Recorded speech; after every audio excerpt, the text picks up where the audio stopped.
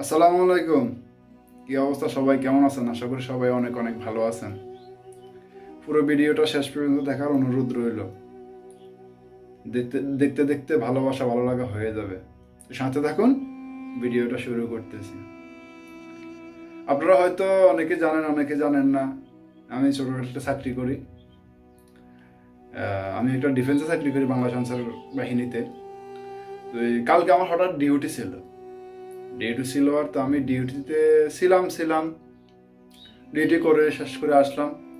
এসে যখন ক্যাম্পে আসলাম, তখন দেখি আমার এক সহপাঠী, তারা রস কিনছিল, খেজুরের রস কিনে মানে গুঁড়ো চাল দিয়ে রসের সিন্নি রান্না করছে নারকেল দিয়ে।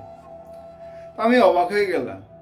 আসলে আমি 5 মিনিট আগেও জানতাম না যে আল্লাহ তালা আমার ভাগ্যে কি রাখছে, আমার রিজিক কি রাখছে। দেখেন, রিজিক আল্লাহ তালা এমন একটা মানে ব্যবস্থা করে রাখছে, মানুষকে রিজিক এমন ভাবে দিয়ে রাখছে যে বান্দা জানেও না তার রিজিকে কি আছে। আমরা সবাই হতাশ যে আমরা কালকে কি খাবো, আজকে কি খাবো, আমরা আগামীতে কি খাবো। রিজিকের ফয়সালা তো করে রাখছেন আল্লাহ। তা আমার হঠাৎ করে ওই আমার আল্লাহ তালার কথাই আমার মনে পড়ে গেল যে আল্লাহ, আপনি কতই না মেহেরবান, কতই না আপনি উত্তম ফয়সালাকারী, যে আমি বান্দা জানি না, আপনি আল্লাহ তালা সবই জানেন, সবই দেখেন। কিন্তু আমি জানি না, হঠাৎ করে আমি একটা অবাক হয়ে গেলাম যে যে বাড়িতে তো রসের সিন্নি পাওয়া যায়, খেজুরের রসের, কিন্তু চাকরিতে ক্ষেত্রে এগুলো পাওয়া যায় না। পাওয়া গেলেও রানবে কে, এগুলো নারিকেল দিয়ে করবে কে, হাং ট্যাং, কত কষ্ট। কিন্তু আমার এক সহপাঠীরা তারা রান্না করছিল, রান্না করে আমাকে দিয়েছিল। তো এই দেওয়ার পরে আমি অবাক হয়ে গেলাম। আসলে আমি আরো 2জনকে বললাম যে আমি অথচ 10 মিনিট আগেও জানতাম না যে আসলে কি আমি কি খাবো বা আমার বাকি কি এটা ছিল কি ছিল না।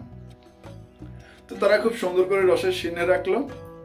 আর আপনাদেরকে একটু দেখাইতেছি তারা কিভাবে রান্না করতেছে, সাথে থাকুন।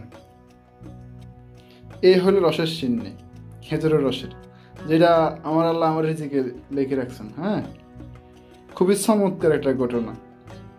আল্লাহ কতই না মেহেরবান, কতই না দয়াবান, যে বান্দার রিজিকে কখন কি রাখছে, রিজিকের রুটিন কি আছে, যে বান্দা জানে না তার রিজিকে কি আছে।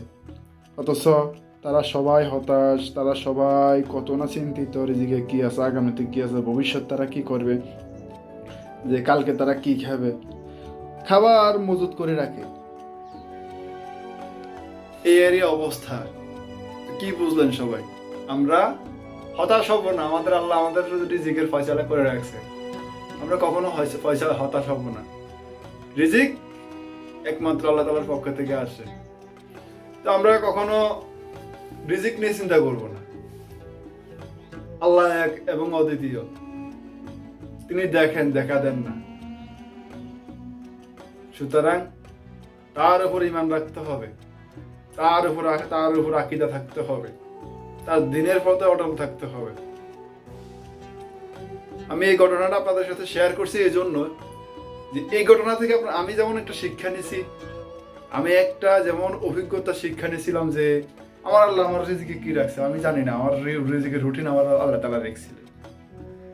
আপনাদেরকে আমি সেই জন্য বলছি যে আপনারাও কখনো হতাশ হবেন না।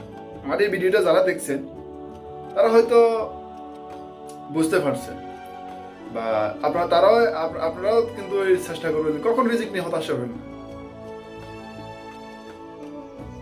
কখন কোন দিন কার ভাগ্যে কি হয় সেটা কেউ জানে না ভাই, একমাত্র আল্লাহ তাআলা জানেন। যিনি আমাদের প্রতিপালক, যিনি আমাদেরকে দেখেন, সর্বক্ষণিক আমাদেরকে দেখেন। আমরা কতই না জীবনটা নিয়ে হতাশা, কতই না জীবনটা নিয়ে অভিযোগ আর অভিযোগ। আমরা কেউ সরকারি চাকরি চাইছি, সরকারি চাকরি পাই নাই। আবার কেউ আমরা ব্যবসা করছি, ব্যবসাতে সফল হতে পারি নাই। আবার কেউ ধরেন একটা মেয়েকে পছন্দ করতাম, ওই মেয়েটাকে পাই নাই। কতই না জীবনটা নিয়ে অভিযোগ। আসলে জীবনটা নিয়ে অভিযোগ করা না রে ভাই, জীবনটা যে ক্ষণিকের, যা পাইছেন তা নিয়ে সুখে থাকবেন। আমি খুব গর্ববোধ করে বলতেছি, আমি আমি খুবই গর্বিত আমার চাকরি নিয়ে। যে চাকরির প্রতি আল্লাহ তাআলা আমাকে, এই চাকরির বদলতে, এই চাকরির উসিলায় আল্লাহ তাআলা আমাকে খাওয়ান, আমাকে পড়ান, আমাকে এই চাকরির উসিলায় আমার ফ্যামিলি চলে, আমি চলি। সুতরাং আমি হতাশ হব না, আমি যেটা পাই সেটা নিয়ে আলহামদুলিল্লাহ। তবে হ্যাঁ, অন্যটার জন্য চেষ্টা করতে হবে। তবে চেষ্টা করা এই না যে আপনি এটা পেতেই হবে, আপনি এটা না পেলে আপনার জীবন চলবে না, আপনার জীবন আল্লাহ তাআলা চালাই নেবেন। তো সবাই ভালো থাকবেন। আর ভিডিওটা যারা শেষ পর্যন্ত দেখছেন তাদের প্রতি আমার ভালোবাসা রইল।